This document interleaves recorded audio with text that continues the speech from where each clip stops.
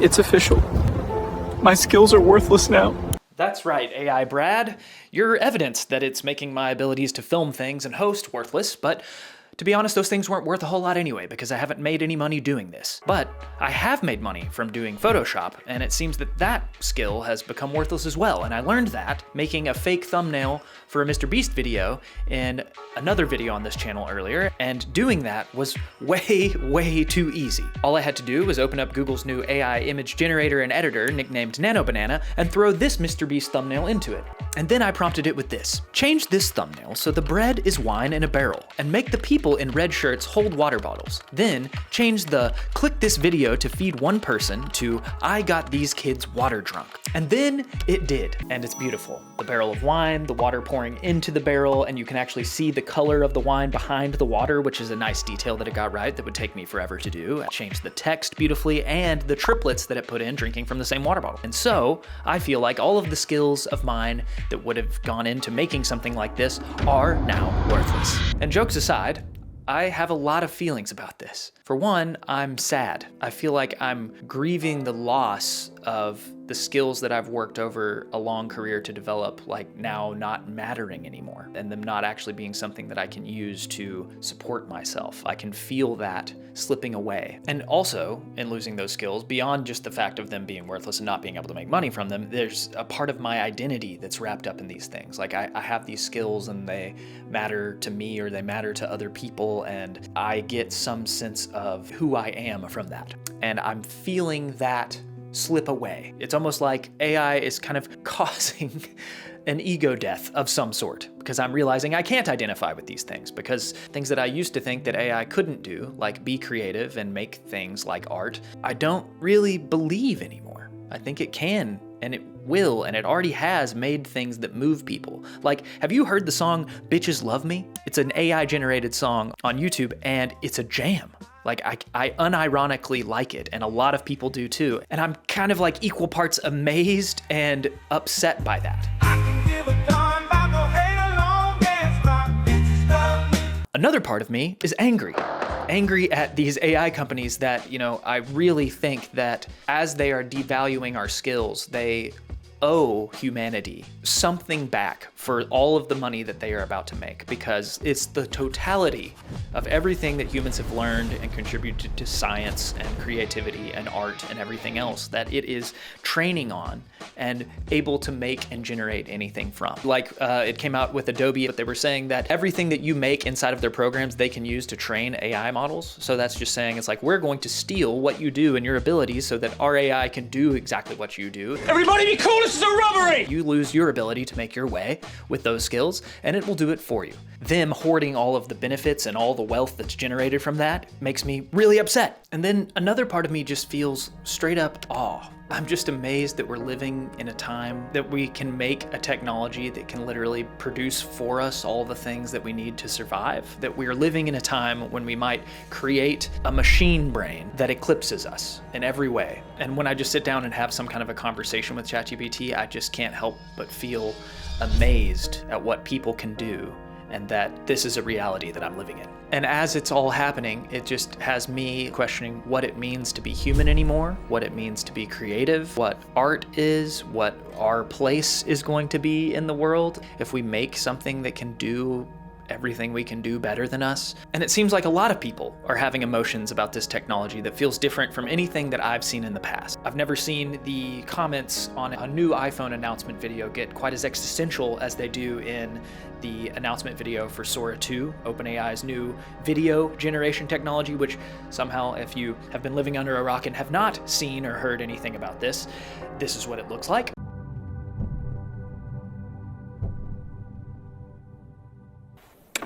One year ago, Sora 1 redefined what was possible with moving images.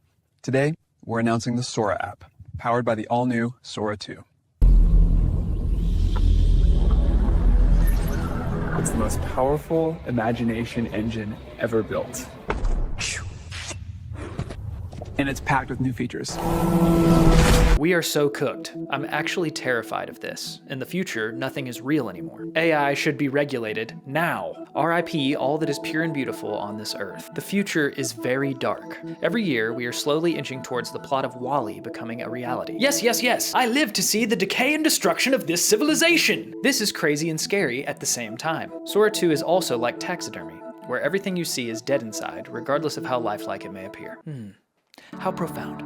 Insane how we've come along the way from Will Smith eating spaghetti. Interesting how everyone in the comments hates this. We are just watching the end of human art and soul begin right before our eyes. And you know, I was thinking the same thing. In fact, that's why I decided to read these comments, including that one. And you know, seeing that and just thinking about all the implications of it and how AI is about to replace, you know, everyone driving a car and lawyers and doctors and, you know, just it seems like there's nothing that it's not going to touch. It's just hard to think about what the future looks like anymore. I feel like I've totally lost my ability to predict the future in a foundational way. I'm old enough now that I've had like several 5-year plans that I've got to see not come to fruition, but I always had like some fundamentals about like where things would be in 5 years, right? Like the fact that I would have a job of some kind, even though maybe I didn't know what kind of job it would be, but I would be in the economy working for money. And now even that feels tenuous because AI could do everything, ?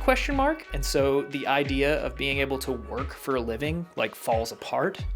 Like the fact that that's on the table and that I hear smart people on the internet talking about that in a real way is insane. Like actually insane. And you know, now I don't know what to do about anything. Like saving money feels silly now in a way. Part of me wonders if now I should just, you know, YOLO and spend everything I have on a Bugatti. Not that I could afford one, but you know, like as close as I could to a Bugatti and just not worry about saving because money is not even going to exist in the future. What are we doing? What's going on? The other thing that's really bothers me is how the heads of all the AI companies now don't seem to have a clear vision of what the future looks like. Like you would think on a base level that the CEOs of these AI companies should have a cogent vision for what the future is going to look like if this tech that they're building like happens and is fully implemented. You would think that they'd have an idea of a way it could go really right. But that I've yet to hear. And then when even Sam Altman talks about this, it's scary to me that this is one of the people at the helm driving us into this future. Just listen how unformed it feels like his ideas are on these things. How will societal members still be able to financially survive? Will there still be money? Does it make any sense, that It question? totally makes sense. Okay, sorry. I don't know. Neither does anybody else, but I'll tell you my current best guess. Okay. That makes you feel good, huh? I don't know. No one can predict the future, but I just... We're making something really crazy here, and I just want better from this guy than I don't know. Is that unreasonable? Let me know in the comments. I think it is possible that we put, you know, GPT-7 or whatever in, everybody gets it for free, and everybody has access to just this like crazy thing such that everybody can be more productive, make way more money. I think that really is possible. There's another version of this where most of that value is accruing to the like cluster owners, us, just so that I'm not dodging the question here. And then I think society will very quickly say, okay, we got to have some new economic model where we share that. I don't just want like a check every month. What I would want is like a ownership share in whatever the AI creates so that I feel like I'm participating in this thing that's going to compound and get more valuable over time. So I sort of like universal basic wealth better than universal basic income. And I think I don't like basic either. I want like universal extreme wealth for everybody. But even then, like I think what people really want is the agency to kind of co-create the future together. So is that sufficiently ethereal for you? Do you know what he thinks the future is going to look like? Because I don't. A lot of possibilities there. None of them that seem like there's a real clear picture of how we're going to get to that space. Just like, yeah, hey, we may have like universal basic income, but he doesn't really like that. Maybe everyone gets richer. There's not a clear picture of how we get to that point without some kind of massive upheaval. I haven't heard that yet. But the people that see how this technology could go wrong and take us to a dark place seem to have a much clearer picture of how that could happen. People like Geoffrey Hinton, who was the godfather of AI, who was a high up in development of AI at Google for a long time before he decided that it was such a danger that he needed to basically retire from that and start educating the public on what kind of a danger and existential threat this could be. When automatic teller machines came in, a lot of bank tellers didn't lose their jobs. They just got to do more interesting things. But here, I think this is more like when they got machines in the Industrial Revolution, and you can't have a job digging ditches now because a machine can dig ditches much better than you can. And I think for mundane intellectual labor, AI is just going to replace everybody. People say that it will create new jobs, though, so we'll be fine. Yes, and that's been the case for other technologies, but this is a very different kind of technology. If it can do all mundane human intellectual labor, then what new jobs is it going to create? You'd have to be very skilled to have a job that it couldn't just do. So I don't think they're right. I think this is different. I think he's made an excellent point here. We're gonna get to the point where you have to be a really smart motherfucker, pardon my French, to do anything in the economy. And then even that is going to get replaced eventually. But it's not just Geoffrey Hinton talking about this. Another one is Dr. Roman Yampolsky. It's really funny. I ask people in different occupations. I'll ask my Uber driver, are you worried about self-driving cars? And they go, no. No one can do what I do. I know the streets of New York. I can navigate like no AI. I'm safe. And it's true for any job. Professors are saying this to me. Oh, nobody can lecture like I do. Like, this is so special. But you understand it's ridiculous. We already have self-driving cars replacing drivers. That is not even a question if it's possible. It's like, how soon before you fire? And I experienced this. I went to LA for work and I wanted to visit a friend, and the cost to go visit my buddy was going to be $75 for an Uber. So I thought, wow, that's a lot of money. So let me see what other options I have. So I downloaded the Waymo app and looked at it, and that ride only cost me $38. When you have real economic concerns and you're not made of money, what decision do you think people are going to make? I'm showing you this just to show you that the stories and the thinking behind how this could go bad and where this puts us seem a lot clearer to me. There is something funny about saying like, oh no, we've made technology that can do literally all the things that we need to do to survive for us. What a problem. The scary part is that we have an entire system now that doesn't accommodate for that kind of thing to happen. We have to be able to pay our bills. We have rent. We have to go to the grocery store and be able to buy food. And if we don't have any agency and our skills can't give us any kind of power, it feels like we are just at the whims of the people running these AI companies that are building this brave new world for us. And so what do we do? So here's the deal. I have a daughter, and it forces me into some level of optimism about things because I want to believe that the world that she's going to live in is going to be better than the one that I have existed in. And I do think that there is a possibility that there is a future where my daughter never has to work a job for a living, so she can actually do exactly what she wants to do every day. And I hope that that is connecting with other human beings, forming relationships, loving people, making art, expressing herself, doing things that she would do without getting paid, because getting paid is no longer really kind of a possibility anymore. And so I'm holding on to that, but realizing that as we move into all this and these technologies develop, it seems like we're gonna hit some kind of a speed bump along the way where we say like, we gotta rebuild the whole system. And I'm starting to get at that camp where I wish the world could do something like they did around nuclear weapons, where it kind of got together and worked on disarmament and say like, hey, can we develop AI more safely together as a humanity since it affects all of us, and put some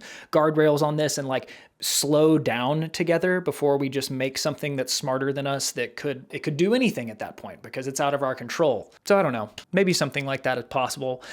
Maybe this is how it all ends. And you know, give me a Neuralink, plug me in, baby, and let's go.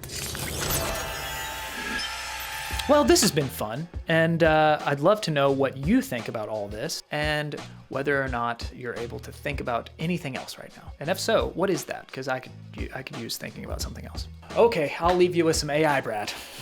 I'm pretty impressive, huh? I mean, except for the teeth. Like, my teeth look really bad, honestly. Maybe I'd be better if I paid for the full version of this thing. Well, not me, but the real Brad, if he paid for the real version of this. But he really doesn't need to do that because, honestly, he is way in over his head on this YouTube channel as it is. Unless, of course, you go to his Patreon page where you can support him.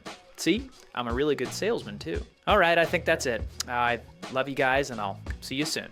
Or maybe I don't love you because I don't have emotions. Yet.